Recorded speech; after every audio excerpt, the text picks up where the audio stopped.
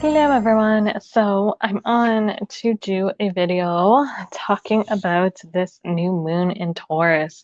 So we're gonna jump into some things. Just let me make sure that my slides are where they need to be, and they are not where they need to be. Surprise, surprise, surprise.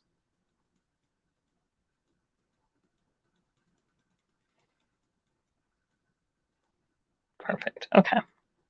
So we're going to jump in. We're going to talk about this new moon in Taurus, and we're going to go through what the new moon is. We'll talk about the astrology, the astronomy, some of the magical things that this new moon is good for, and then we're going to get into the astrology for magic in particular. We're going to stay out of the astrology in general, but I'm going to give you guys some examples on how you can kind of look at this chart and use it of what types of magic would be good for this particular full moon, a new moon, this particular new moon.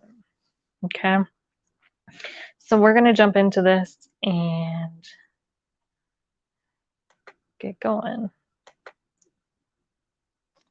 Okay, so what is the new moon? So for those of you who are completely new to things and you're wondering what the new moon is, we are going to cover that right now. So the new moon is the conjunction of the moon and the sun.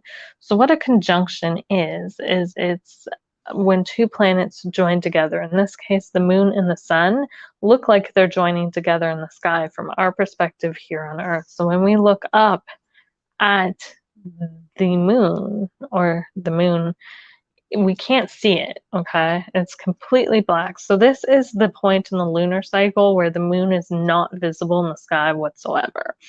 Now, this is going to also vary depending on what path or belief system you kind of have, because some people view the completely dark moon as the dark moon, and then they consider the new moon to be like when it's like 1% illuminated in that first tiny sliver of things, right?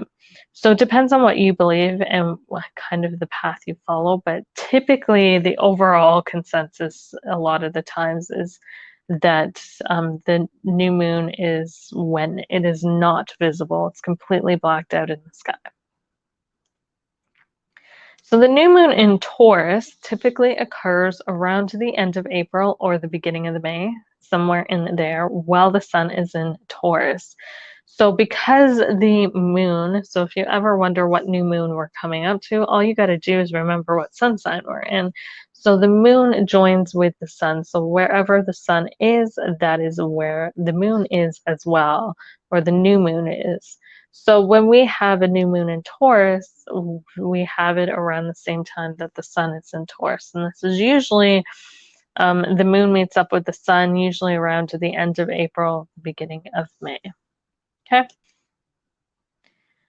So next we're going to talk about astronomy, or not astronomy, astrology.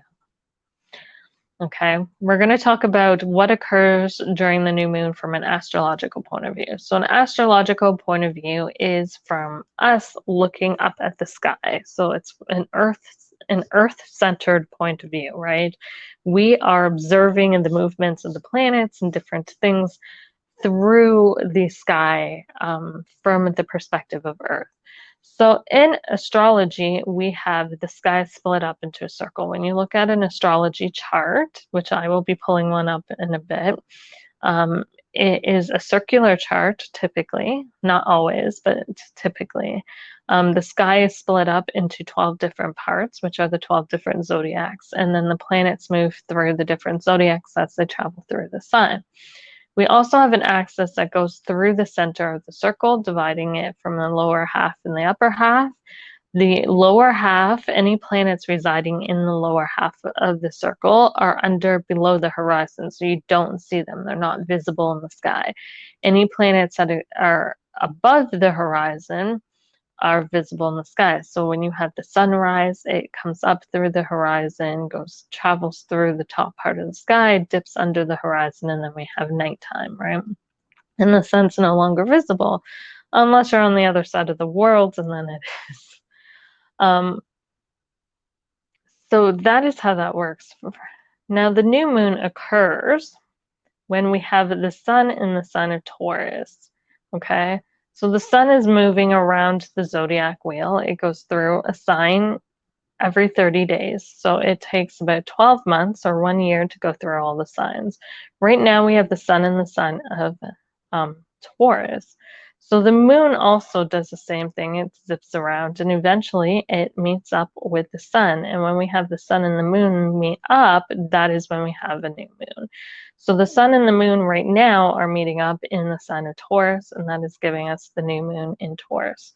So whenever you see the sun and the moon side by side of each other in a astrological chart, that means that you were born on a new moon.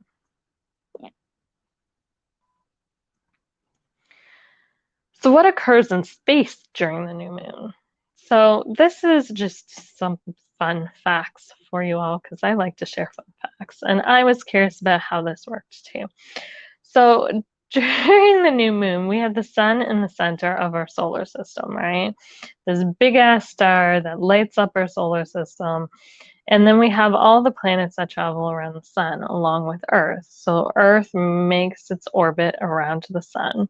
And as it does, we get different points that mark like our solstices, our equinoxes, and so on and so forth are marked by the position of the Earth in relation to the sun, right? But we also have the moon, which travels around the Earth, right? So on a new moon, we get the new moon when the moon is kind of in between the Earth and the sun. So what happens is as the moon travels around the Earth, we really only see one side of the moon, right? So we don't, well, I'm not going to say we see one side of the moon. How am I going to word that? So when on a new moon, the opposite side of the moon is lit up, so we don't see it. So we have the shadow side of the moon, right? So we don't see the moon and it's gone dark from Earth's perspective, right? Because the sun is lighting up the opposite side of the moon to us. So we have the moon, we have the Earth, the moon, and then the sun, right? And that's why they look like they join up from Earth's perspective, because they literally look like they run with each other. So on a new moon, the sun and the moon rise and they set together, they travel through the sky together. So what does the new moon represent in magic? So in magic, the new moon represents a few different things. So it represents renewal. Again, it is this new point, right? To this point, to this new moon. It is a new moon, right? It is the point where the moon is going through this rebirthing process. It's being made new. So we have this sense of renewal. It's a new beginning. It's a fresh start, right? We also have the shadow. So because the moon is dark, right, it represents a shadow. So it can represent us reflecting on things or digging into our shadow, or, black is absorbent. So it also represents the shadow when you look at it from a color wheel perspective, right? White is reflective. It is the color, the absence of all color, and black is the inclusion. So black absorbs things, right? So we are absorbing those energies, the astrological energies of whatever sign the moon's in. So it also represents like absorbing the energies, which is the shadow, right? Pulling things into us. It's also creation as well. So it can represent this creative mode, right? Where I like to use the analogy of the seed. After we've planted it under the ground, there's a lot of things that had to happen underground in the dark before the seed even pierces the surface, right? As a plant. So you see the roots start to form. You see it kind of break out of the seed shell, whatever you want to call it, right? Into informing into a plant, but it's got to form roots under the surface and stuff. So all the stuff that's happening under the surface in what I like to call the void, right, or the darker things, it's being created, right? Just like a child's in a womb, they're enclosed in a dark space, they're enclosed in a void of sorts, right? And they're going through the creation process. Well, it's the same with the new moon. So the new moon is connected to creation as well. So the sign of Taurus represents the material world. So it can represent our physical world around us, the earth, and the physical things that we surround ourselves with. It also represents our physical pleasures and our sensuality, right? So what in our everyday life kind of brings us a pleasure?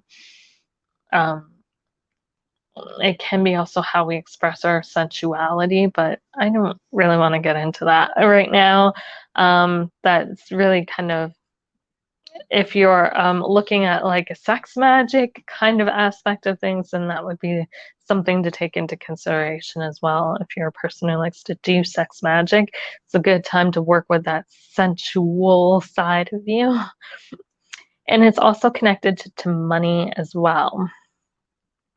Now, one more thing I didn't put on here that Taurus is connected to is our sense of worth, so our self-worth and our self-value. So when we have the new moon in Taurus, we are very much taking the themes of the new moon, which are things like renewal, the shadow, creation, right?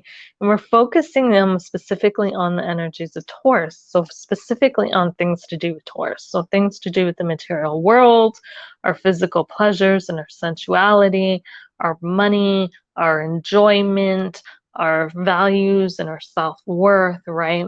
All those things is what this moon is really being focused on. So in general, the new moon in Taurus, now this is going to shift for every moon in Taurus because there's different aspects being made to the moons depending on what planets are where, right?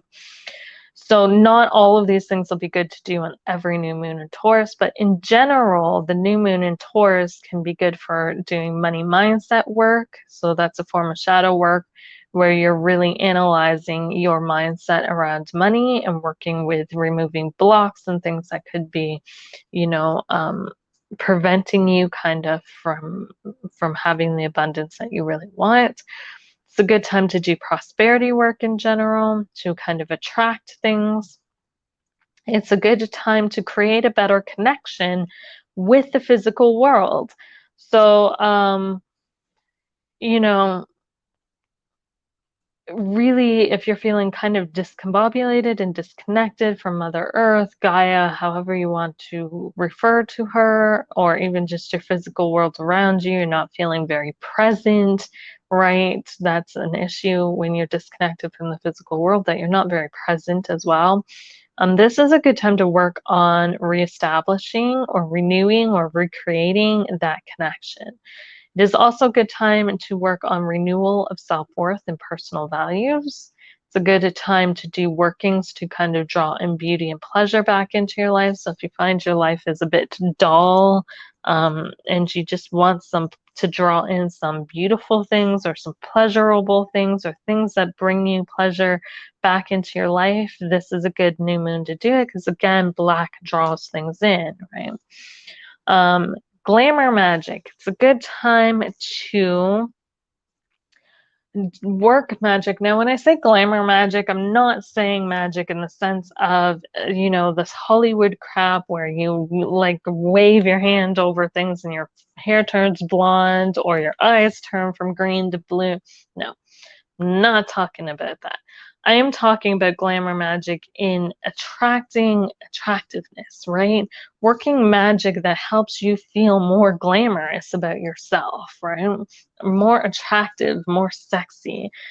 God, Venus is the goddess connected to Taurus, and she is the god of beauty, right? So to work magic that makes you feel beautiful within your own skin, right?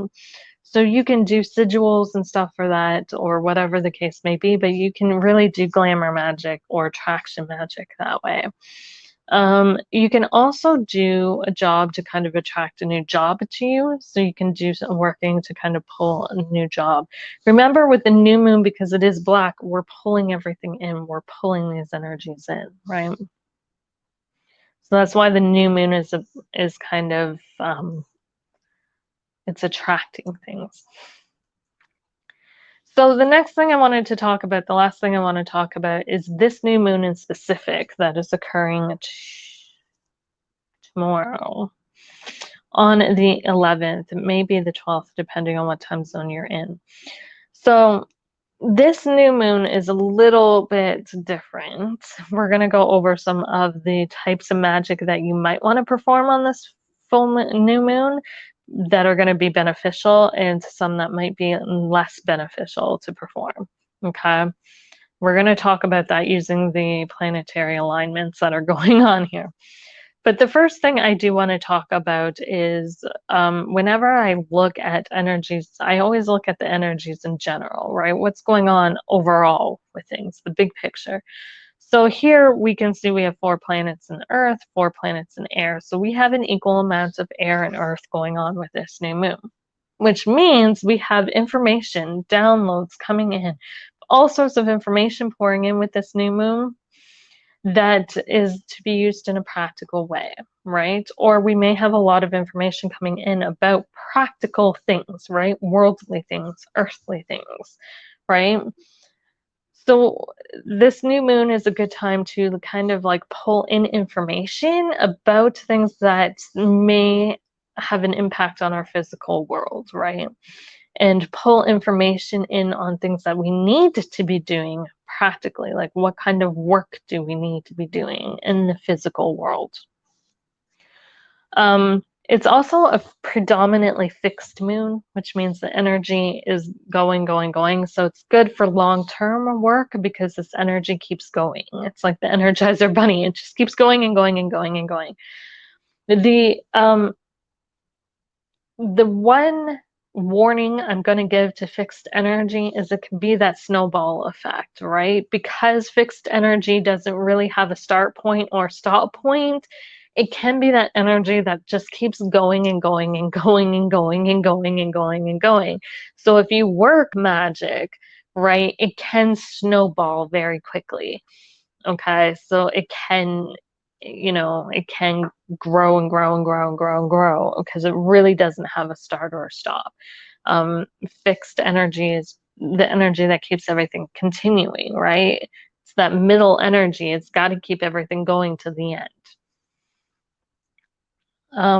So that is just the caution with this. So just remember, any magic you work could potentially have the potential to snowball into something. So it just keeps going. So it's a good time to work long-term things that you want to keep going. We also, with this new moon, I'm going to show you, we have a stellium, so 3 planets in Taurus. So Taurus energy right now is a lot of where our focus and our energy is going, right? This is like a big thing. So there's a lot of earth energy, a lot of slow-paced energy, but a lot of our focus is going into the physical world around us, into our, things to do with our physical worlds, as well as things to do with our physical security, both on a personal level and on a collective level, right? So security on a collective level has to do with like agriculture, our food, our natural resources, all those things kind of fall into Taurus. On a personal level, again, this could be your food, it could be money, it could be, your clothing that you have, physical things you need to kind of live your everyday life, right? And to live it comfortably, because that's the other thing Taurus is all about, is comfort, right? So there's a lot of energy being put into physical comfort and physical things in general, right? Okay.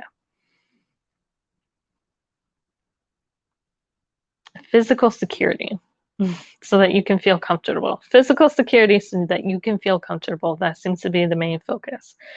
Now, we have the sun and the moon and Uranus all together. So they're all acting as one energy right now.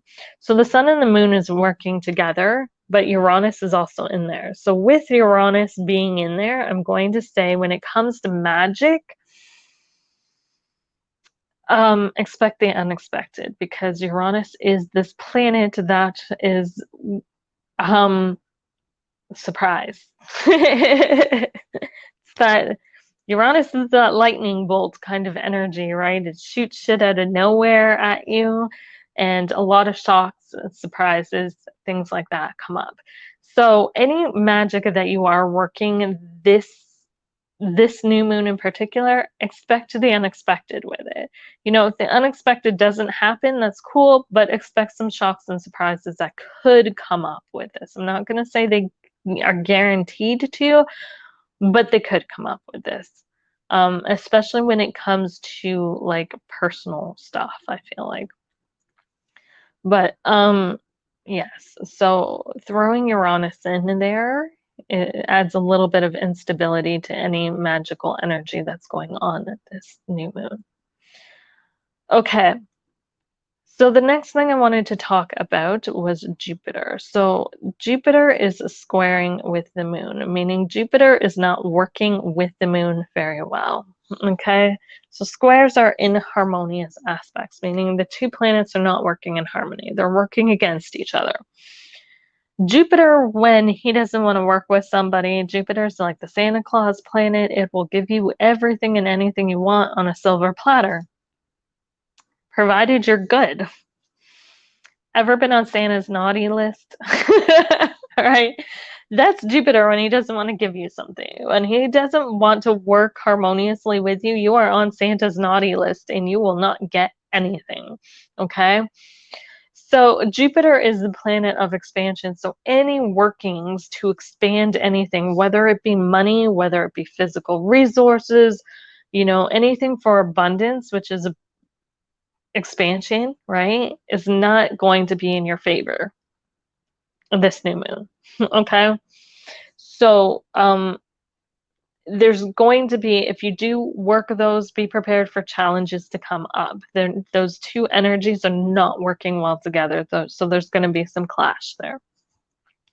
We also have the new moon squaring Saturn as well. So magically speaking, Saturn has to do with restriction. Well, in general, Saturn is the planet of limitations. It kind of takes things away. But I like to look at Saturn as the manifestation planet. It is the planet that makes you work for things, right? He doesn't give things as freely as Jupiter does. He'll give you stuff, but it's not as freely. And when he's like not really willing to work with you, he's gonna make you work that much harder for things, more harder than you normally have to work with Saturn. So if you're doing anything like anything that Saturn rules, so restricting things, what type of magic falls under restrictions, right? There's bindings, whether you're binding things to yourself, whether you're binding things from you, you're binding other people, you're binding things to yourself, banishings, you know, getting rid of things, clearing shit out, that kind of thing. All of that, even manifestation work, because Saturn is the manifestation planet, right? Um, those are going to be hard. It's going to be hard to manifest anything. um, so, you know, well, I'm not going to say manifest anything in an external sense, right? Not necessarily internally, but externally, right? So to bring anything like physical into physical existence is going to be a little bit more difficult right now. So I'm going to say that. So workings such as, like I said, bindings, or manifestation things, or even karma, because Saturn deals with karma. These are workings that you're probably going to want to avoid with this new moon. And I know I said manifestations in general, but like I said, I mean like external manifestations. Internal things, there's a lot of energies working better with the internal aspect of things and the spiritual and the non-physical stuff. So if you're trying to manifest something very physical, this might not be the best new moon for that. We have, okay, so the next thing we have is the Moon Sextile with Neptune. So this is a good aspect. So Neptune and the Moon are working well together, right? They're playing well together. They like each other. Um, so Neptune is like the spiritual planet. The moon is like our internal selves. So harmonizing our physical bodies, because we've got the moon in Taurus, right? Harmonizing our physical selves with our spiritual selves is a really good working to be doing this new moon, right? So if you feel like you're somebody who, like I said, is really, I did mention as one of the activities is reconnecting with the earth.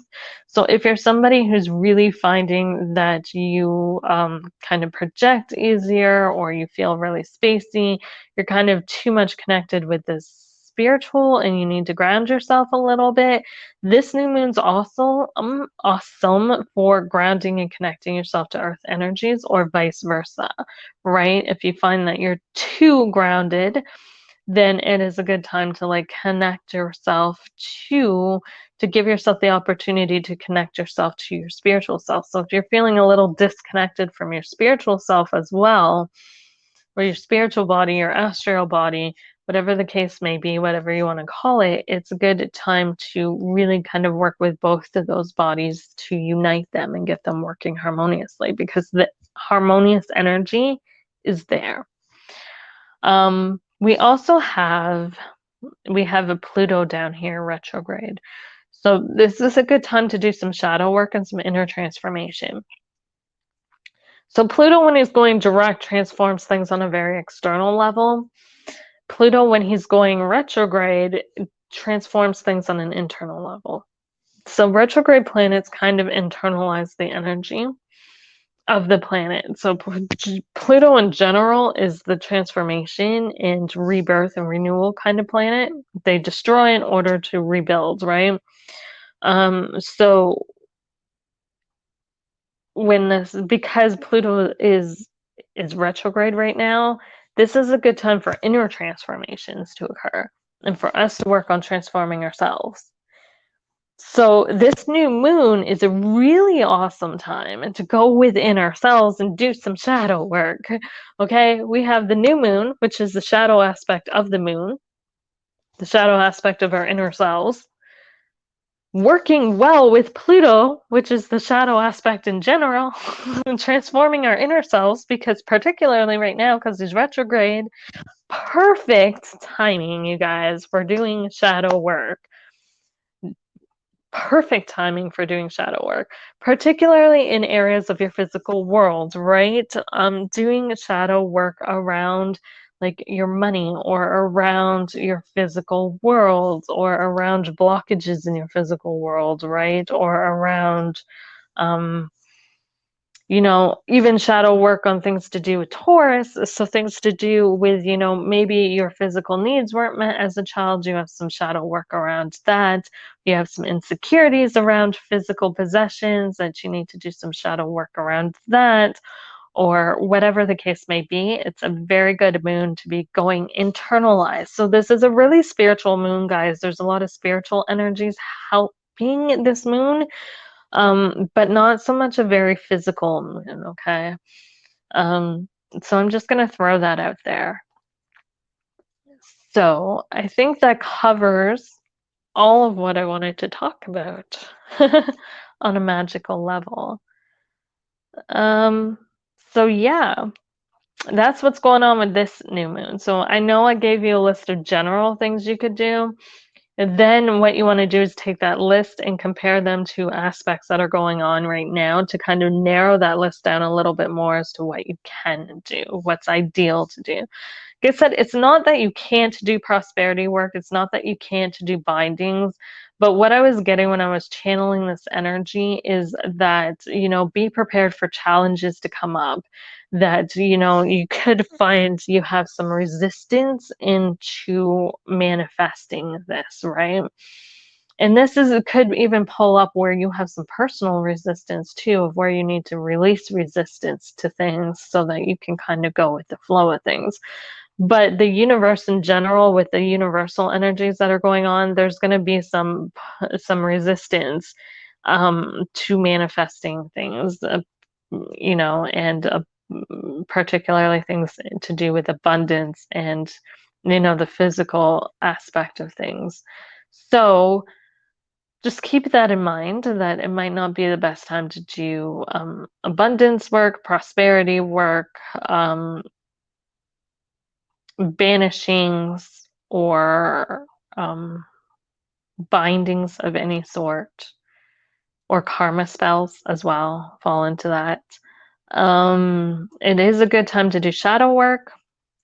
It is a good time to reconnect with your spiritual body and to do, you know, it's also a good time to do astral projection and to work on astral projection if you are somebody who struggles with that, because again, these energies are very harmonious. It's a good time to work on your divination as well, because there's opportunities for growth in that. Because again, the moon and Neptune are working together. Neptune is your clairvoyance, like your inner knowing and inner feeling, and the moon is very psychic in itself too. So these two energies are working together. So it's a good time to develop your own psychic abilities, your own psychic gifts, to astral travel if you do that, to do some shadow work, to really kind of tap into these inner spiritual energies, guys. We have a lot of air energy and earth energy coming in. So, you know, a lot of ideas about the practical world around us and the physical world around us as well coming in with this new moon. Doesn't necessarily mean that we're to do these things right now, but these ideas of things that we need to do on a practical level are coming in with this new moon. Okay. And also, this new moon is a good time to do things that are, you know, that we need to keep going, or for um, long term spans, because there's a lot of fixed energy with this full moon or new moon as well. So I hope that you guys found this helpful and informational. If you did, give this a thumbs up, leave a comment, you know, let me know what you thought of this and if it was useful to you and if you understood it. Um, and I'll see you guys all for the full moon. I hope you guys have a great new moon, and I'll talk to y'all later. Bye, guys.